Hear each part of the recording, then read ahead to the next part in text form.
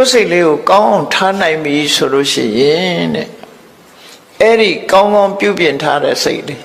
ဘလို့ကောင်းအောင်ပြုပြင်ထားတာတော့ဆိုဟိုဒေါသထွက်ရင်လည်းဒေါသကိုထိန်းလိုက်တယ်အေးဒေါသထွက်နေလို့ဘာကျိုးရှိမှာတော့ဒေါသဆိုးကျိုးကိုပေးတတ်တယ်တော့အကုသိုလ်ဖြစ်အောင်မလုပ်နဲ့ကိုယ့်အကိုနော်လောဘဖြစ်လာလို့ရှိရင်လည်းလောဘကို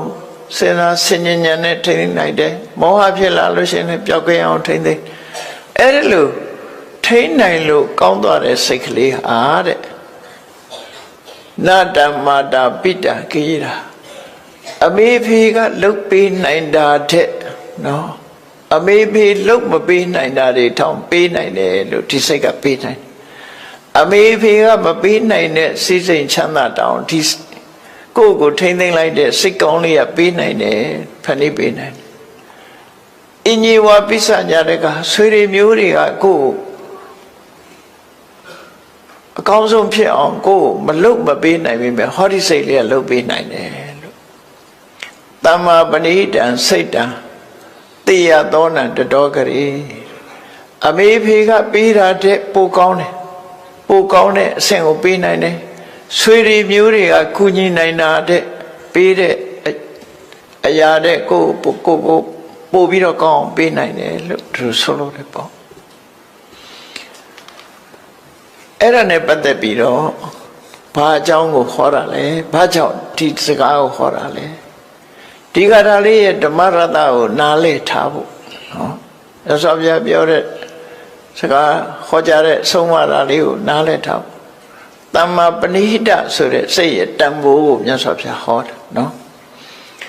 အမေဖေလုံးမပေးတာတောင်အမေဖေလုံးမပေးတာလုံးမပေးနိုင်တာတောင်ဒီစိတ်ကလုံးပေးနိုင်တယ်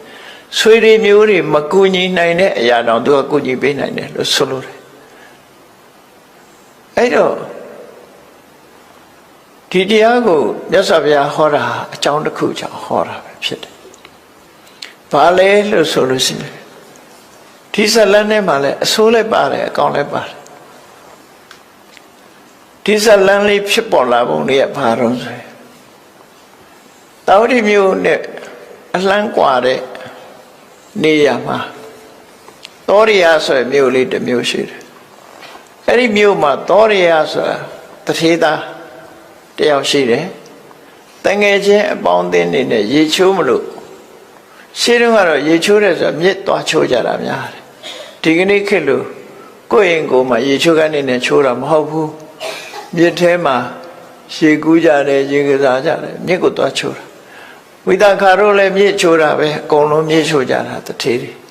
ဖရာယဟန္တာတွေလည်းအကုန်မြစ်မှာသွားချိုးကြတာပဲရေချိုးပြီးဆိုရင်နော်တခါတော့ကဖရာယဟန္တာတွေမကဘူး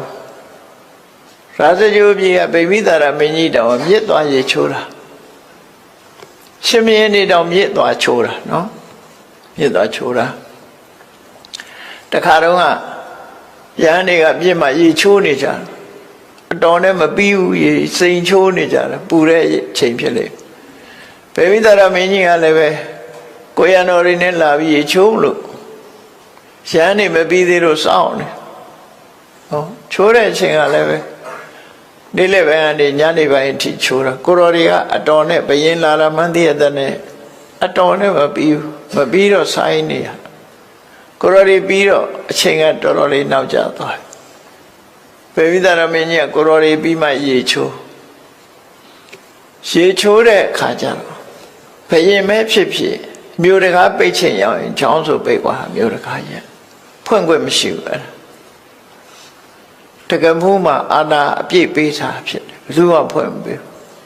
အဲ့ဒါနဲ့ဗိမိသာရမင်းကြီးကပြင်ပမှာစခန်းချရတယ်အဲ့ဒီနေညရေချိုးနောက်ကြပြီနန်းတော့ပြန်ဝင်လို့မရမနဲ့စောကြီးဖះစီသွားတော့ဖះကဘယ်လိုလဲစောကြီးရောက်လာပါလားဆိုသူမနေ့ကလည်းရေချိုးထွက်လာတာရဟန်းတန်ဃာတွေရေချိုးနေတာတွေ့တော့သူကစောင့်ရင်းနဲ့မိုးချုပ်သွားတော့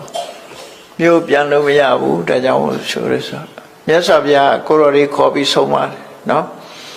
ဆုံးမပြီးတော့သိက္ခာပုဒ်တစ်ခုပြညတ်လိုက်တယ်ဒီပူတဲ့အိုက်တဲ့အချိန်မှာ